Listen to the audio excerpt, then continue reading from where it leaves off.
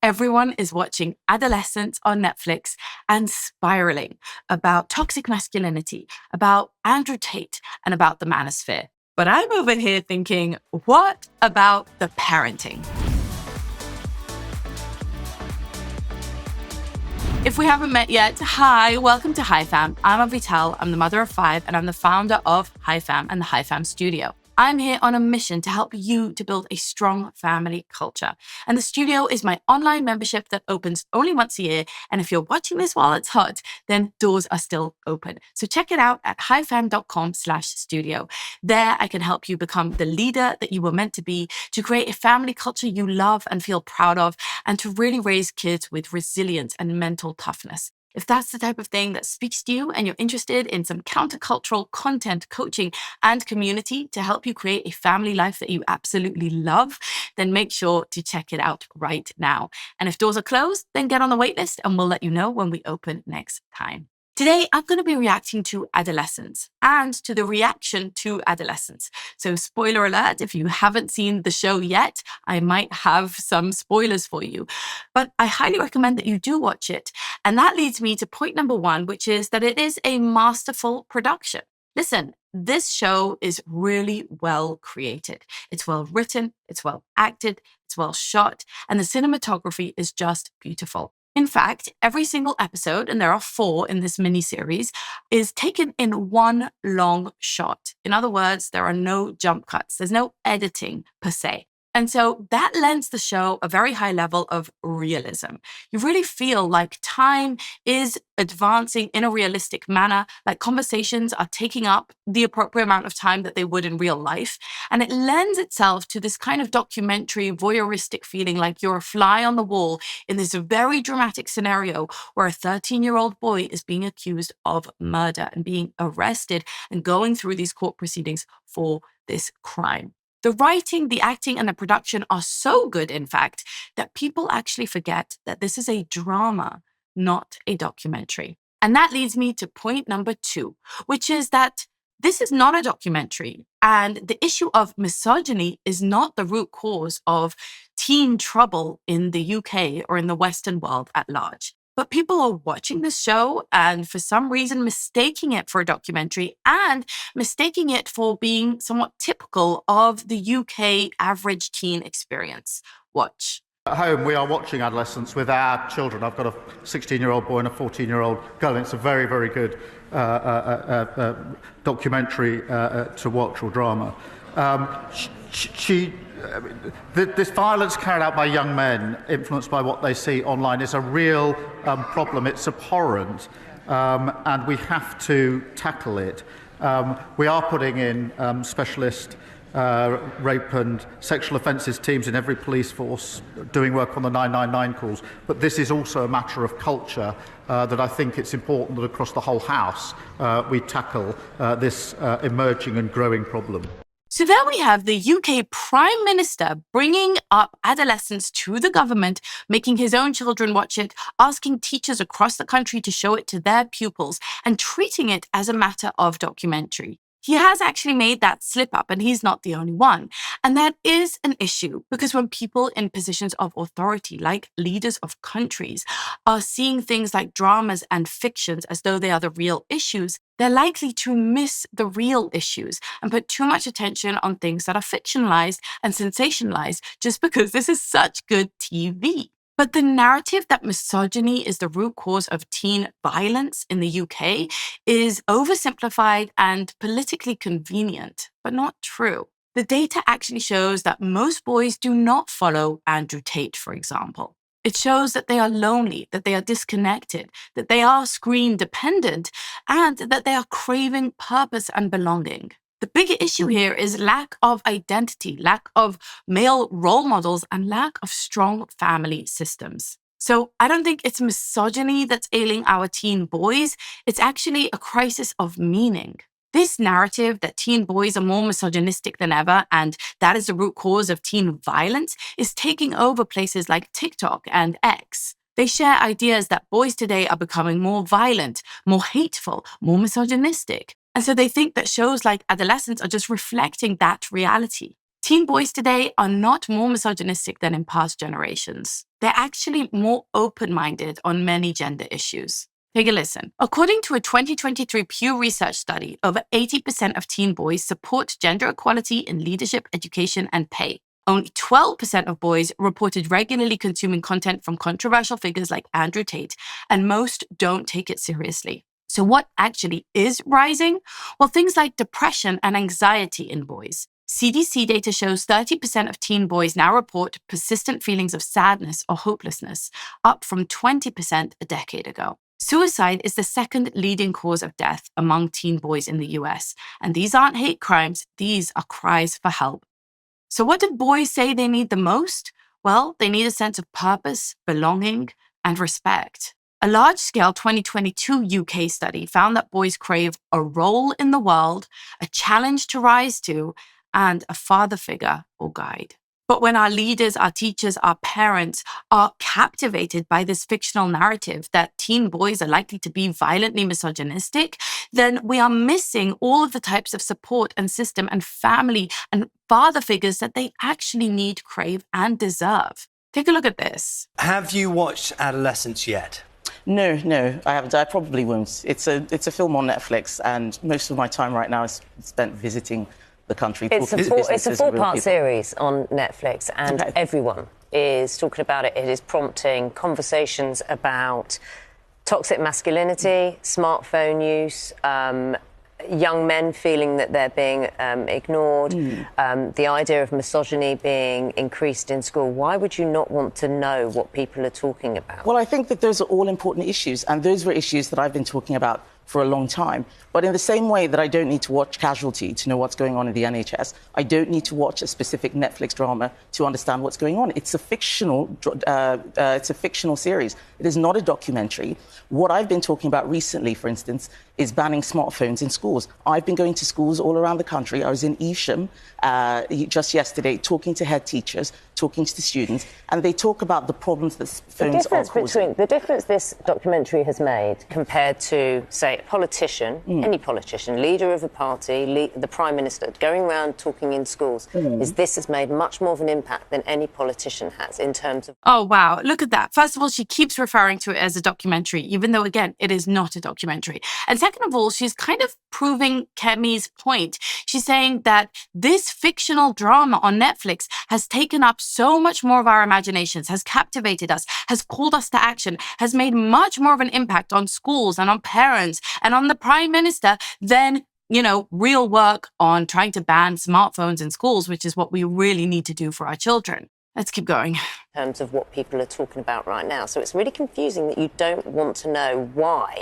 how this has made an impact, how parents are now saying we need to know more about smartphone use. I can read what people are saying about it. I look at research. This is something that I've been looking at for a long time. You wouldn't want to know straight from the horse's mouth. One of the things that I'm more bothered by... A drama on Netflix is not straight from the horse's mouth. Kemi is actually going into schools, talking to parents, doing work on the ground. And I'm not taking any political side here, but in this conversation, it just seems bizarre to talk about a Netflix drama as though this was the real research. These are the real numbers. These are the real experiences that people are having. We wouldn't do it with any other drama, I hope. Like, we're not looking at Grey's Anatomy and thinking that this is a reflection of the health system necessarily. It's a drama. It's fiction. And usually we're able to differentiate. But something about the realism and the topic, I think, of adolescence has made people feel like this is actually happening in large numbers and is statistically viable to take it as research, as documentary, as instructive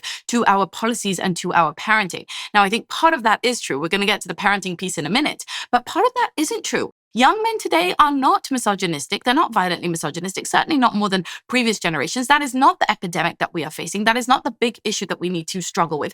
Toxic masculinity is not what's ailing them and us. It is not what's leading to teens being disenfranchised, failing to launch, committing suicide, self-harm, getting captured by bad ideologies. It is not because of misogyny that is driving them forward. It is because of many other things beside. I think the cell phones is a big part of it, but not, the manosphere. by is the fact that just yesterday we had Labour telling us that they're not going to be investigating the rape gang scandal, something which had happened all across the country. That's real. That's happening right now. We're not talking about that. We're talking about a fictional documentary. Do you think you're... We had thousands of... If I may just finish. We had thousands of victims. Female victims, those are girls, young women, and some boys too. I met the mother of a boy who killed himself after being a victim. I want to talk about that because that is real. And yes, I'm glad that the Netflix drama is something that people are talking about, but it is not the only thing. There are many other things that are going on. And my job as opposition leader is to hold the government to account, get them to hold a full national inquiry on what is one of the biggest scandals in our country. So Kemi's referring to the rape victim scandal, the groomer gang scandal that has been going on for decades in the UK, and that has not been addressed by the government. So the government is coming out saying everyone must watch this documentary that is in a documentary about the type of violence that almost doesn't occur at all, but happy to ignore real life misogyny and real life rape crimes and murder and violence just because it's politically inconvenient, because they don't like the identity of the people who are committing those crimes. And so we're all turning our attention on, 13-year-old boys when that's really not where the issue lies. So why do I still think that this is an incredible series and we should talk about it and should watch it? Well, let's move in to the more instructive part of this video where I share what I took away from it and how it strengthened my resolve in the work that I do with creating strong family culture. The truth is that in this series, we witness a story of a 13-year-old boy, and it's gut-wrenching and heartbreaking to see that he is so out of control, that he feels so helpless, so overwhelmed, so incapable, incompetent, unlovable, ugly, unattractive, and like he'll never make it with girls, to the point that it leads him to this terrible act of violence. But what I think is even more heartbreaking to watch and difficult to digest is to see how the parents process this fact when they finally come to terms with the idea that, yes, he did indeed kill her. Watch. Never left his room. He'd come home, slam the door straight up the stairs on the computer. I'd see the light on at 1 o'clock in the morning. And I'd knock and I'd say, Jamie, come on, son, you've got school tomorrow. And the lights would turn off, but he never said nothing. We couldn't do nothing about that. Okay, here's where, as a fellow parent and as a parenting coach, while I have so much empathy for this fictional couple, I start to, alarm bells start to go off in my mind. She's saying that she would knock on his door, at 11 o'clock, 12 o'clock, at 1 o'clock in the morning, and he would have been on his computer for hours. And what she had to say to him was, come on, son, you've got school in the morning, appealing to his logic, to his, wisdom. And this is that modern day parenting freedom, this assumption that children know what's best for them, that children are going to make the best decisions for themselves, that if we give them freedom, then, we won't create a forbidden fruit and we won't make it even more attractive. And they'll just, naturally self-regulate and naturally rein in their most base impulses. And that we as parents can't exercise authority and say, no, you should be in bed at 8 p.m. As a 13-year-old, you've got to get up at, 7 a.m. and you need your night's sleep, and that we shouldn't enforce those rules. And they say, the father said there was nothing we could have done about that, which is patently untrue, which is, on its face, clearly false. Clearly, there was something they could have done about that. I mean, they're the ones paying for the internet connection. They're the ones paying for the electricity bills. They're the ones who bought the TV or the tablet or whatever he has. They are the ones in the house in the moment who could go and enforce boundaries and follow through and set expectations and be involved. They are the ones who are allowing it to happen. And they think that they were helpless. They think that there was nothing they could do. They weren't helpless. They were passive. They knowingly or unknowingly, consciously or subconsciously turned a blind eye because it was more convenient for their 13-year-old to just be entertained in his room than to actually deal with him, to actually make sure that he's moving his body, he's getting out with friends, he's developing skills, help him with his, worries and concerns and self-image and all of those things. It was easier to be passive, Like if it's out of sight, it's out of mind. He's in his room. I don't even have to think about it. So they could have set tech boundaries, right? They could have made sure that there was no TV in the bedroom, that there was no internet at night. They didn't have to buy him a tablet at all. They didn't have to let him have it without parental controls. These are things that they absolutely could have done. Let's keep going. All kids are like that these days, aren't they? There's another excuse. all kids are like that these days, aren't they? Okay. And if all kids, jump off a roof, does that make it okay? Your child ended up being a murderer. And your excuse is that all kids are like that these days? No, all parents are like that these days. All parents are allowing children to fall down these rabbit holes of addiction and of nihilism and of anxiety and of depression and of social isolation and of lacking in physical skills, in social skills, in academic skills, in passion, in identity, in building a sense of belonging and purpose in this life. All parents are allowing children, well, not all, but many parents are allowing children these days to fall into a crisis of meaning. And yeah, if all parents are like that these days, that doesn't excuse each and every one of us from making sure that we do our utmost that doesn't happen to our child. It may still happen because some things are beyond our control. But the idea of saying, well, everybody does it is never a good excuse for doing something. You don't know what they're watching in their room, love. Could be watching porn or anything, do you know what I mean? You don't know what they're watching in their room, love. They could be watching porn or anything. Do you know what I mean? Exactly. We know exactly what you mean. And that's exactly why I advocate for limiting screen times and for parental controls, because children cannot be left to their own devices with this stuff. They cannot be just trusted to make wise decisions or to switch off when it's time to sleep or not to follow, worrying and anxiety producing and traumatizing content. He could be watching anything. And if you knew that, you should have been stepping in and making sure that he wasn't. Look at that fella that popped up on my phone, going on about how to treat women and how men should be men and all that shit. You're only looking for something for the gym, wasn't I? You can't keep an eye on him all the time, love. We just can't. He has a terrible temper, but so have you. All right. So here they're talking about the idea that, you can't keep an eye on it. It's everywhere. It will pop up. I was just looking for something for the gym and someone popped up with manosphere content, with misogynistic content. And the truth is that you can keep an eye on a 13-year-old, and you should, right? He should have freedoms like, moving around, doing chores, going to the supermarket to help his parents with errands, meeting up with friends. He should be getting more and more freedom to actually roam and to connect with others and to take on responsibilities and to use more dangerous things like knives or like fire, like cooking. Taking on more responsibilities like chores or like helping out in the neighborhood or actually getting a job. There is where we want to exercise more freedoms, like in the free range kids style. But online, that's unfair to him. He has no guardrails. He has no boundaries. He has no one looking out for him. He's spending hours and hours online, and who knows where he's going and what he's getting up to and how it's affecting his developing brain, psyche, and emotional system. Now, I said in the beginning of this video that misogyny is actually not what's ailing young people. But yeah, if he's spending hours on porn, if he's spending hours on all sorts of content that's leading his brain into nihilism, into helplessness, into self-harm, into weird ideologies, into dangerous ideologies, then of course that will absolutely affect him. And that actually is endemic today. That actually is a problem that our teenagers are struggling with. For women, it's a lot, or girls, it's a lot about self-image and social contagions of self-harm and, my brand and what I look like and what my aesthetic is and what my vibes are. And those can be cute and fun and superficial, or they can go really deep and dark and harmful. And for boys, it might be things like, like the manosphere, which I think has some good sides to it and some bad sides to it. Or it could be other things like nihilism, like depression, like anxiety, like violence, like a sense that the world is doomed, that there's no point, that I don't matter, that I'm toxic just because I'm masculine, that I don't have any role model or any idea of how to aspire to greatness, right? How to become a hero, how to become a pillar of my community, how to become a great father and a great husband, right? There's no inspiration for that.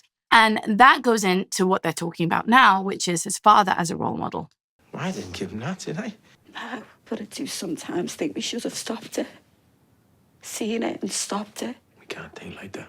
Okay, they can't think like that because the worst has already come to pass for them, but we can think like that. Yes, you do need to step in and stop it. Yes, you role modeling certain things does affect your children. If your children are growing up in an atmosphere of unchecked temper without repair, right, of people just acting on their worst impulses and not, making changes, working hard to rein themselves in, to adapt, to grow, to evolve, to develop better skills, better communication, or they are not, or they are not engaging in proper repair, then yeah, that is going to be the role model. Children do as we do, not as we say. And so if he's growing up with a father that has an unchecked temper, then of course that does influence them. But then the other thing is true too, that the mother says, I sometimes think we should have stopped it. Yes, you should stop it. That's why I always talk about a pattern interrupt, that you must disrupt violent behavior. Children cannot get acclimated and used to the idea that they throw things, that they bite, that they scratch, that they hit, that they scream whenever they're angry. They need to be trained out of that. I don't care what you throw at it. Behavioralism, rewards and punishments, throw the whole gentle parenting book out of the window and make sure they don't grow up to become continuously and, recurringly and consistently violent. It's normal in 2-year-olds. It's even normal in 5 and 6-year-olds sometimes to have a violent episode. But if it's happening with a 10, 11, 13, 15, 16-year-old, that becomes a real problem, a real issue for them in their social life, but also a real liability, a legal liability, a moral liability, a problem in their character development. And so it is something that we actually have to stop and interrupt and shape as children are growing up.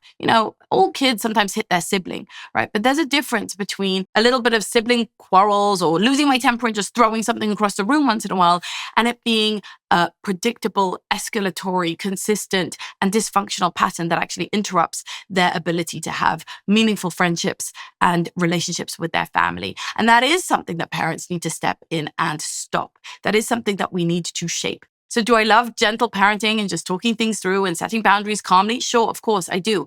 But if that's not enough, if your child needs a firmer hand, if not physically, not literally, although sometimes, you do have to actually restrain a child physically as well. But if your child needs a firmer boundary around, violent behavior, then give them that boundary. Do not leave it up to chance. Do not just be like, well, there was nothing we could do. We couldn't really stop it, could we? That's just how he is. That's just who he is. No, people are shapeable and malleable. And that is actually a parent's job, is to coach and shape and, work on the mindset, work on the behaviors, train better behaviors and be active. I'll just send him to his room and say, well, I hope for the best, I hope the TV raises you. So, of course, these parents are in dire straits and in a terrible situation that no one should ever find themselves in, God forbid. But their reflections and their thoughts are hitting at the heart of something that's very real for all of us parents. It's not our fault. We can't blame ourselves. But we made him, didn't we? When I was his age, my dad used to batter me. Sometimes he'd take the belt to me and he'd whack me and he'd whack me. And I promised myself, I said, when I had my own kids, I'd never do that. And I didn't, did I? I just wanted to be better. Okay, this is a very painful and extreme and terrible example of what I talk about often, which is that just because we don't want to be authoritarian parents, he doesn't want to do what his father did to him, to his son. He doesn't want to whack him with a belt. He doesn't want to scare him. He doesn't want to batter him. And that's good. He shouldn't be authoritarian. He shouldn't be violent. He shouldn't be scary, because those things are bad for children and they're just plain wrong. But what they've done instead is replace that with the other side, which is permissiveness. He didn't hit his children, and that's good, but he didn't provide them with expectations, with guidance, with standards, with rules, and with boundaries. His 13-year-old son is up at 1 o'clock in the morning on a TV in his bedroom by himself, watching God knows what. And so he has swung from authoritarian to permissiveness, which actually results in even worse results for children. I know some of you have trouble believing me on that, but check the research. It's true. None of us want to hit our children. We all agree, I think, in today's culture that that is wrong and that is bad. But what we also should be afraid of, and even more afraid of, is the result of being hands-off parents who don't provide boundaries and expectations. Because this is a fiction, it's just a drama, but it's a good example of how that can lead to just as bad or even worse results. So I think it's wonderful. I commend this father for not wanting to repeat his father's violence. Many of us feel that we don't want to repeat our parents' authoritarian patterns, but the opposite is not any better. The idea is not to swing the pendulum all the way in the other direction. It's to find the equilibrium, the balance, the middle, where you offer them high support, like his parents didn't offer him, but also high expectations, right? And they have no expectations on their son. They have no rules or regulations, and they have no follow through on their consequences. Hey, son, come on, it's school tomorrow at 1 a.m. That shows me that there are zero boundaries on this child. He's a child. He's just a 13-year-old. And so good for this father for not wanting to swing into authoritarian, but let's introduce him to authoritativeness, where you are a leader, where you are setting boundaries, where you are shaping identity, where you are providing belonging and consistency and routines and follow through, and a lot of love and support to go with that. But you're not just leaving them to the wolves to raise them, because that's just as bad and sometimes even worse. But am I? He's asking himself if he's doing better than his father. And the answer, it has to be no, right? Because his father was terrible to him. He was violent to him. He battered him with a belt. And that's awful. But he didn't grow up to be a murderer. Now, granted, there are other things that, influence a child and how they're growing up. It's not all about parenting. But let's just focus on the parenting piece for a minute. He's not doing better than his father did. That's the sad, tragic, and frightening truth. I'm not better. You tried to be. We both did. You tried to be. I took him to footy, didn't I? Because I thought it'd soften him up. And then I took him boxing. Because I thought that'd make a difference. But that lasted 10 minutes. And he used to draw downstairs, remember? Yeah. Remember he sat at the table, the kitchen table, and he'd draw pictures, and he was good, wasn't he? Yeah, he loved it. He was really good, he loved it. He was there for hours, wasn't he? And he stopped that. And then he wanted the computer, so we got him the computer, we got him the desk and everything, and the keyboard, the headset and all that stuff. And then the business took off, didn't it? So, I'd have to leave at 6 and I wouldn't get back till 8. I was so really united, no better. You were a good mum. So this is gut-wrenching, but they're basically chronicling the things that they did to try to help him, grow into a healthy, confident boy. We took him to football, but he was laughed at by the other dads because he wasn't good at it. I tried to take him boxing to give him some confidence and some of that masculine rough and tumble, but that wasn't something he connected to. But he was good at drawing. Right? He loved drawing. And it makes you wonder, could they not have protected his creative identity rather than letting him just drop that? He was a brilliant artist. Why did they let that drop? Why didn't they support it? Why didn't they continue on with something that was giving him a sense of identity and confidence and skill? And then we see that the father gets busy, he's busy at work, he's coming home late. But the mother admits that she was home earlier and she, quote unquote, has no excuse, but she didn't do any better.